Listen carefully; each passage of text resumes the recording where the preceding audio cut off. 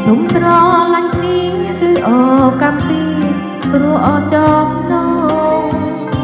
ពីពេជ្រអូនបងគួរធុកសាសងឲ្យបដាច់និស័យធុកស្រឡាញ់អូនទៅធុកពេលឥឡូវនឹងតើបអូននៅស្រឡាញ់ប្រថ្លៃរួចដីស្នេហាធ្វើការស្មោះត្រង់ក៏អត់ដល់ដៃ